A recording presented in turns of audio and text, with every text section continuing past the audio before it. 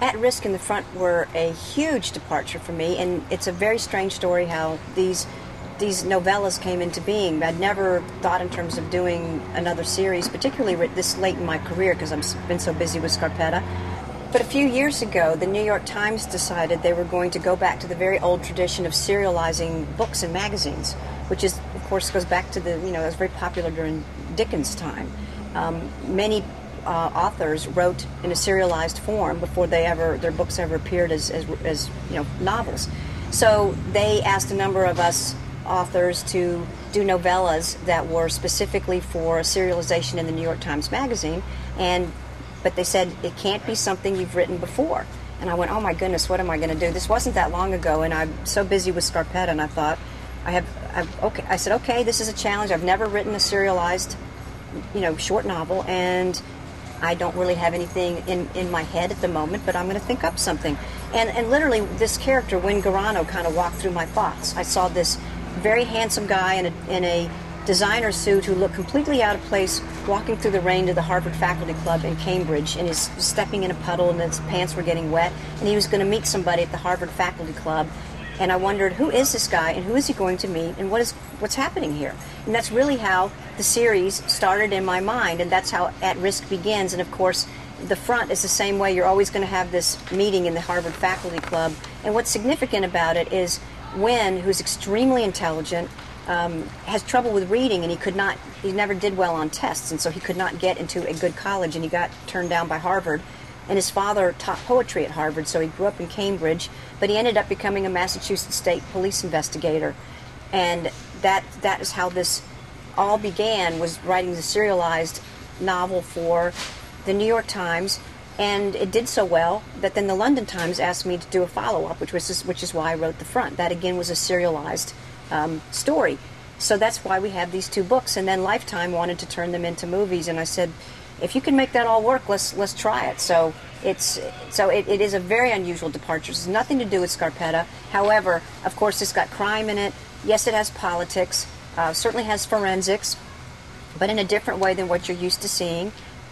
Because one of the things about Wynn is he's very ingenious about using deduction and other skills to solve crimes, and he doesn't always have to have the most highly advanced technical means to do it. He'll figure it out anyway or improvise something. So it's really just a lot of fun.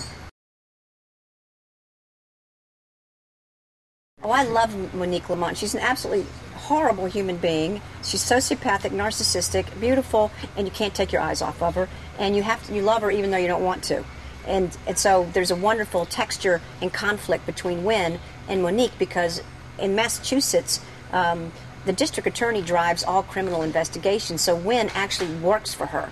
He is in her office. He's one of her investigators, and so this is his boss, and she uses the heck out of him, and you suspect she's also very dependent on him, attracted to him. There's sort of a love-hate thing going on there, so it creates a lot of conflict that's a lot of fun. And her political ploys always blow up in her face because they end up becoming very serious situations that he has to solve and actually sort of save her from.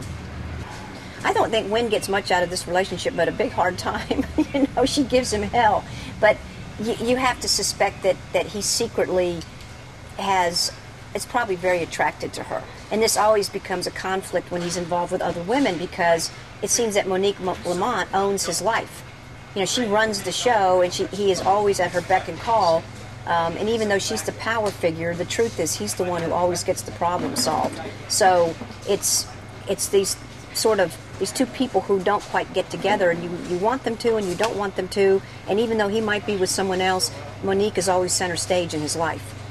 Well, I think there are Monique Lamonts in the world. I think there are beautiful, powerful women who can be a little bit too ambitious and perhaps not be very mindful of boundaries. Just as you find men like that, when you find people at the upper echelons of success and ambition, sometimes they may be compelling and worthy of a tremendous amount of admiration, but they may not always be the most ethical or humane people. And so it isn't any specific person that I got the idea for any of these characters, from. But I've certainly, as everybody has, met my share of what I call exotic reptiles. They're people who are stunning, but you might get a dose of poison if you get too close to them.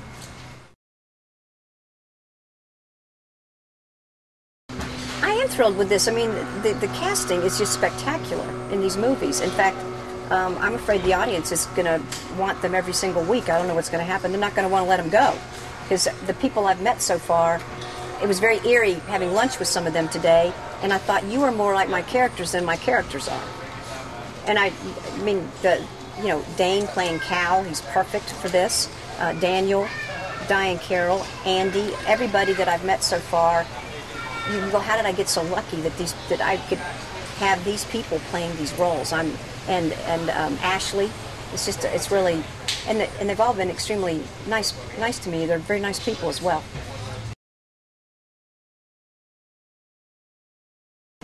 This actually, it is thrilling. I've had a great time here in Toronto watching the filming, and my little mysterious participation, the little mystery role that I play, that we'll see if people guess what it is or even recognize it when they see it. But it's an indescribable experience when you take something that's been only in your very small little head and you've put on paper and you watch it explode in something as enormous as this, with real people playing the roles and all the machinery, the trucks lining the streets, the lighting everywhere, and all the special effects and all the things that I've been observing the last couple of days. It's been an overwhelming experience. It's really quite emotional. What I not only hope the viewers are going to get, what I think the viewers are going to get from these two films is they're going to be introduced to a new family of very rich characters. They're going to love spending time with these people, whether it is Nana or Wynn or Stump or just, or Lamont. They're gonna find new friends, and I think they're going to be really sorry when these movies end. I think they're going to be taken on a very magical and suspenseful journey. But there's a lot of humanity in these stories. And I think there's a lot of, they're kind of like comfort food. I think they're going to enjoy it and say these are good people doing a good thing in a very scary world. And they're going to be happy and gratified when they're over. They're going to say, I'm glad I watched that.